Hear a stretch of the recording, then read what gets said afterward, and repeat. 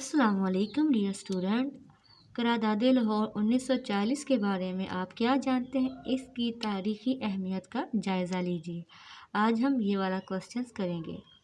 सबसे पहले आप क्या लिखेंगे? करारदाद लाहौर का तफसीली जायज़ा। करारदाद लाहौर का तफसीली जायज़ा। करारदाद लाहौर 1940 पाकिस्तान की तारीख़ में एक संग मेल की हैसियत रखती है। बड़ी अहमियत है करारदाद लाहौर को। इसमें हुआ क्या था?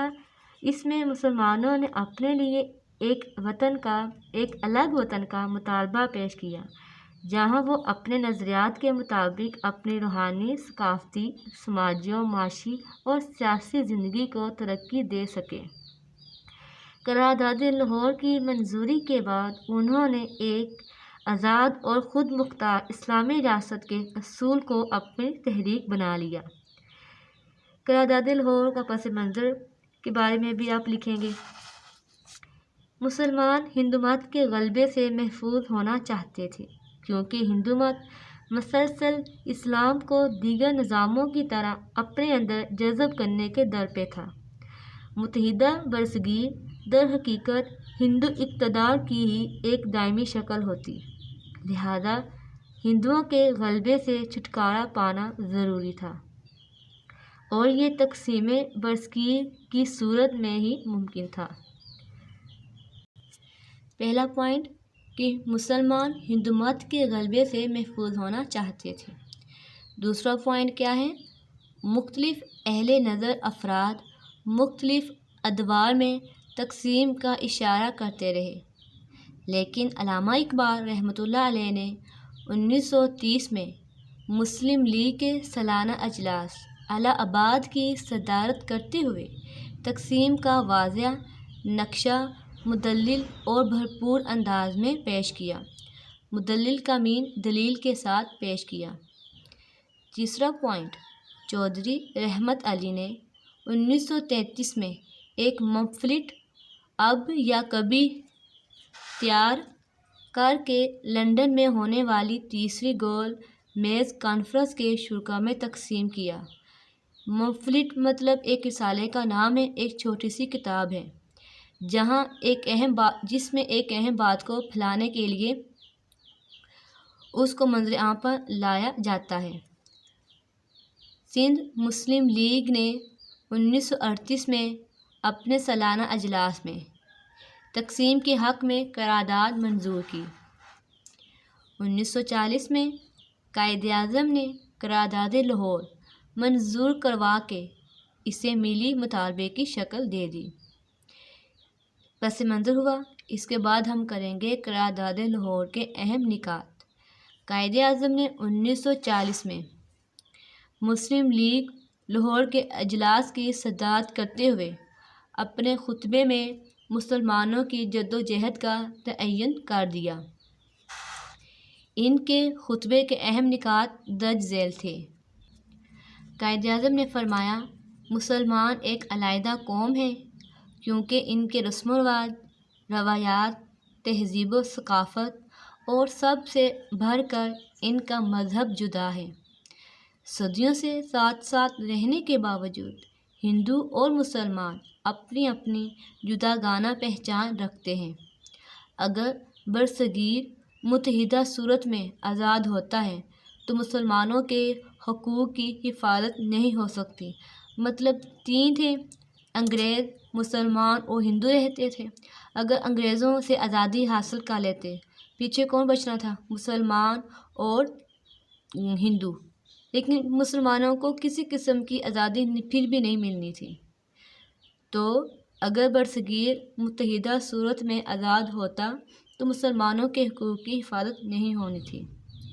मुसलमान अलहदा ममलकत का मुतालबा कर रहे हैं तो ये गैर तारीख़ी नहीं समझा जा सकता। बरतानिया से आयरलैंड जुदा हुआ, स्पेन और पुर्तगाल अलहदा अलहदा ममलकतें बनी। बरसगीर का सियासी मसला कौमी या फ़िरका वाराना नहीं, ये एक बैनुल अक़वामी मसला है और इसे इसी तनाज़ुर में हल करना ज़रूरी है। इसी ज़माने में, इसी वक्त बरतानवी हिंद एक बरसगीर है, मुल्क नहीं, اور نہ ہی یہ ایک قوم کا وطن ہے۔ یہاں کئی قومیں رہ رہی ہیں اور ان کے مفادات جدا جدا ہیں۔ یہ 3 نکات جو قائد اعظم نے پیش کیے۔ اس کے بعد قرارداد 23 مارچ 1940 کو منٹو پارک لاہور، موجودہ گریٹر اقبال پارک میں ایک جلسے عام میں مندرجہ ذیل تاریخی قرارداد پیش کی گئی۔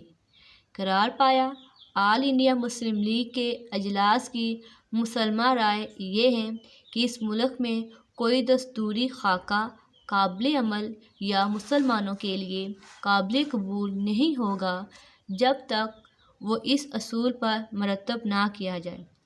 وہ اصول کیا ہیں کہ جغرافیائی لحاظ سے متصلح علاقے الگ خطے بنا دیے جائیں اور جو علاقائی رد و بدل ضروری سمجھا جائے کر لیا جائے تاکہ ہندوستان کے شمال مغرب اور شمال مشرق میں جن علاقوں میں مسلمانوں کی اکثریت ہیں انہیں آزاد ریاستوں کی صورت میں اکٹھا کر دیا جائے جن کے اندر شامل ہونے والی اکائیاں خود مختار ہوں۔ اس کے بعد مندرجہ بالا قرارداد شیر بنگال مولوی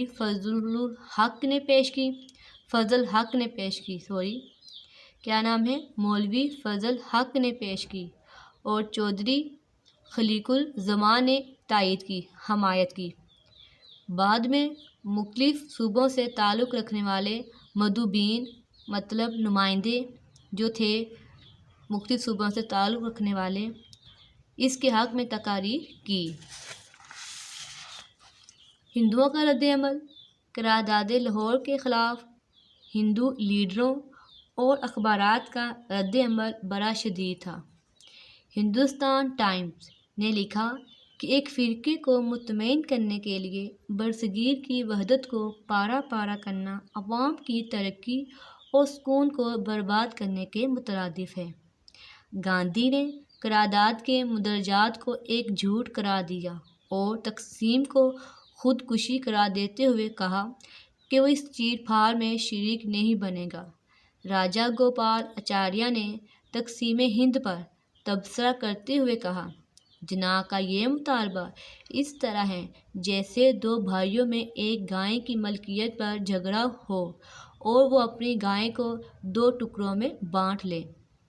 قرارداد لاہور کو قرارداد پاکستان کا نام دیا جانا۔ اس قرارداد میں مسلمانوں کے علیحدہ وطن کا مطالبہ، علیحدہ وطن کا نام پاکستان تجویز نہیں کیا گیا تھا۔ صرف بیگم محمد علی جوہر نے قرارداد کی تائید کی تقریر کرتے ہوئے پاکستان کا لفظ استعمال کیا، لیکن ہندوؤں نے طنزاً اسے مطالبہ پاکستان قرار دیا۔ ہندوؤں کی اس مخالفانہ روش نے اس نام کو ایسی مقبولیت بخشی کہ مسلم لیگ کے کسی باقاعدہ فیصلے کے بغیر ہی آزاد مسلم ریاست کا نام پاکستان قرار پایا اور یہ قرارداد قرارداد پاکستان کے نام سے مشہور ہو گئی۔ اس کے بعد قرارداد لاہور کی اہمیت میں پہلا پوائنٹ مسلمانوں کی منزل کا تعین۔ قرارداد لاہور نے برصغیر کے مسلمانوں کی منزل کا تعین کر دیا اور پاکستان کا حصول ان کا نصب العین بن گیا۔ پاکستان کو حاصل کرنا ان کی زندگی کا مقصد بن گیا۔ اس سے پہلے مسلمان متحدہ ہندوستان میں اپنے حقوق و مفادات کے تحفظ کے لیے کوشش کرتے تھے۔ ہندوؤں کے رویے نے انہیں مجبور کر دیا کہ وہ ہندوستان کی تقسیم کا مطالبہ کریں۔ چنانچہ حقوق و مفادات کے حصول کی بجائے ملک کا مطالبہ، ایک علیحدہ ملک کا مطالبہ ان کی کوششوں کا محور بن گیا اور اس طرح ان کی قوت عمل میں بے پناہ اضافہ ہو گیا۔ مسلم اتحاد برصغیر کے تمام مسلمانوں نے قرارداد پاکستان کا پرجوش خیر مقدم کیا۔ انہوں نے باہمی اختلافات ختم کر کے اپنی صفوں میں اتحاد پیدا کیا اور ساری قوت جمع کر کے قرارداد کے مقاصد کے حصول کے لیے اپنی کوششیں شروع کر دیں۔ اب ان کے سامنے ایک ہی مقصد حیات تھا، بٹ کے رہے گا ہندوستان، لے کے رہیں گے پاکستان۔ اس کے بعد تیسرا پوائنٹ ہے انگریزوں اور ہندوؤں کے مظالم سے نجات۔ قرارداد لاہور کی منظوری کے بعد مسلمانوں نے سکھ کا سانس لیا۔ انہیں احساس ہوا کہ ایک آزاد ریاست کے حصول سے انہیں انگریزوں اور ہندوؤں کی ہیلا سازیوں، مکاریوں اور استحصالی ہتھ کنڈوں سے نجات مل جائے گی، اور وہ اپنے ملک میں پرامن زندگی گزارنے کے ساتھ ساتھ اس ضابطۂ حیات کی بھی حفاظت کر سکیں گے جو ان کے لیے سب سے اہم ہے۔ اسلامی اخوت کی بے نظیر مثال۔ قرارداد لاہور کی تائید و حمایت کرنے میں اقلیتی صوبوں کے مسلمانوں نے جس عظمت اور اسلامی اخوت کا ثبوت دیا، اس کی مثال ملنی مشکل ہے۔ یو پی، سی پی، بہار، مدراس اور بمبئی کے مسلمان جانتے تھے کہ ان کے علاقے پاکستان میں شامل نہیں ہوں گے، اور آزاد اسلامی ریاست کے قیام کے بعد بھی انہیں ہندوؤں کے ظلم و ستم کا نشانہ بننا پڑے گا۔ یہ سب جانتے ہوئے بھی انہوں نے قرارداد کی بھرپور حمایت کر کے بے مثال اصرار و قربانی کا مظاہرہ کیا۔ پانچواں پوائنٹ، مسلم لیگ کی مقبولیت میں اضافہ۔ قرارداد لاہور کی منظوری سے آل انڈیا مسلم لیگ کی مقبولیت میں اضافہ ہو گیا، اور لوگ جوک در جوک مسلم لیگ کے پرچم تلے قائداعظم رحمۃ اللہ کی عظیم الشان قیادت میں جمع ہونا شروع ہو گئے۔ اس قرارداد میں چونکہ اسلامی ریاست کے قیام کا مطالبہ شامل کیا گیا تھا، اس لیے علماء نے بھی مسلم لیگ کی حمایت کا اعلان کیا۔ اس کے بعد ہم کریں گے قائداعظم کی قیادت۔ یہ 6 پوائنٹ کافی زیادہ ہے۔ قائداعظم رحمۃ اللہ علیہ کی قیادت۔ قرارداد لاہور کے بعد قائداعظم کی مقبولیت میں بہت تیزی سے اضافہ ہوا، اور وہ جلد ہی سارے مسلمانوں کے جذبات کے ترجمان اور ان کے بہترین لیڈر بن گئے۔ کوئی دوسرا مسلم رہنما ان کا مقابلہ نہیں کر سکتا تھا۔ مسلمان ہند قائداعظم کے اشارے پر ہر قسم کی قربانی دینے کو تیار ہو گئے۔